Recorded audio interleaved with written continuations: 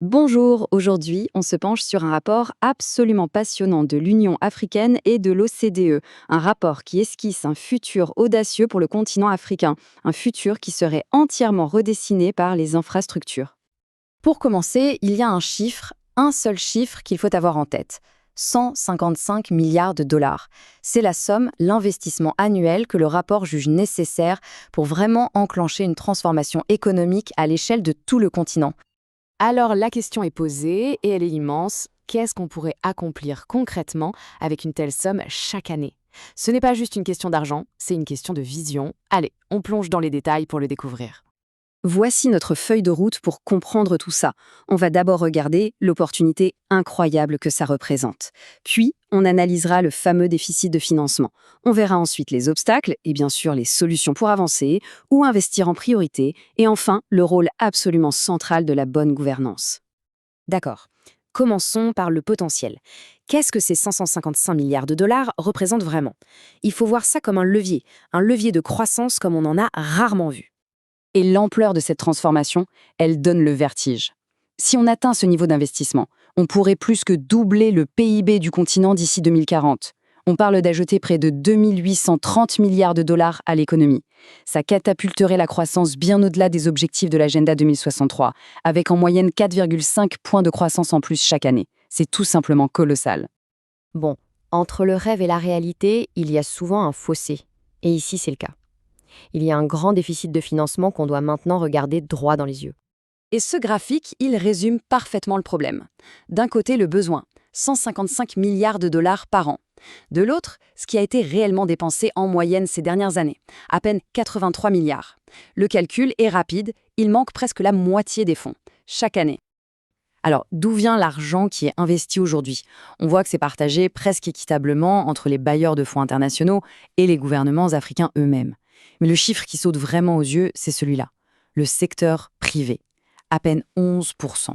C'est un chiffre incroyablement bas et ça nous donne une grosse piste sur la nature du défi. Justement, pourquoi ce fossé existe-t-il? Pourquoi est-ce si difficile de trouver l'argent? Le rapport met le doigt sur 3 obstacles majeurs qui bloquent la machine. D'abord, les budgets publics sont sous pression, étranglés par une dette qui ne cesse de grimper, donc moins de marge de manœuvre. Ensuite, les investisseurs privés, ils hésitent. Ils perçoivent un risque élevé, ce qui fait grimper le coût des financements. Et pour couronner le tout, l'aide internationale, qui a longtemps été une source clé, est malheureusement sur une pente descendante. Pour que ce soit bien concret, regardons le coût du capital. Pour un projet d'infrastructure en Afrique, il faut compter en moyenne 13%.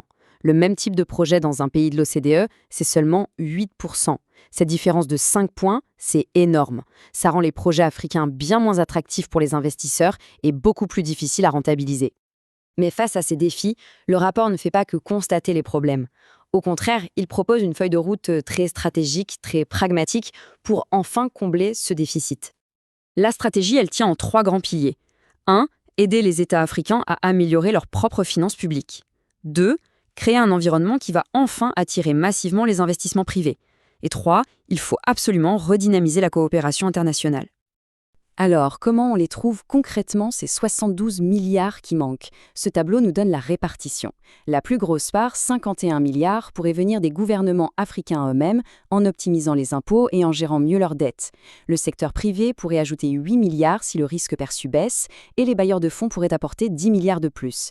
Ce qu'il faut retenir, c'est que c'est ambitieux, oui, mais c'est atteignable si tout le monde joue le jeu. D'accord, maintenant qu'on a une idée de comment financer, la question suivante est, on met l'argent où?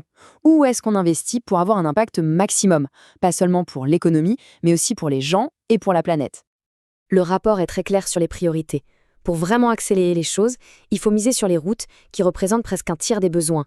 Juste derrière, le rail et la fibre optique pour la connexion physique et numérique. Et bien sûr, l'énergie solaire est vue comme un secteur absolument clé pour une croissance qui soit durable. Et c'est crucial de se rappeler d'une chose. On ne parle pas que de béton, de rails et de câbles. Chaque euro investi a des retombées sociales très directes. Ça crée des emplois, ça donne un meilleur accès aux écoles, aux hôpitaux et ça réduit concrètement la pauvreté. C'est un investissement direct dans le bien-être des populations. On arrive maintenant à la dernière pièce du puzzle. Et c'est peut-être la plus importante de toutes. Parce qu'avoir de l'argent et de bons projets, ça ne sert à rien si on ne s'assure pas que chaque centime est bien dépensé. Et là, attention, ce chiffre est un véritable électrochoc. Une étude citée dans le rapport estime que jusqu'à 53% des ressources peuvent être tout simplement gaspillées à cause d'une mauvaise gestion. Plus de la moitié. C'est colossal. Ça veut dire qu'en améliorant seulement la gouvernance, on pourrait quasiment doubler l'impact des investissements sans même dépenser $1 de plus. Alors comment on fait mieux? Le rapport donne des pistes très concrètes. Il faut être bien plus stratégique dans le choix des projets, il faut absolument prioriser l'entretien de ce qui existe déjà, investir dans les compétences locales pour gérer tout ça, et renforcer les agences qui pilotent les partenariats avec le secteur privé. Et on termine sur cette question qui résume tout. Le plan est là. Il est sur la table, il est détaillé, il est crédible.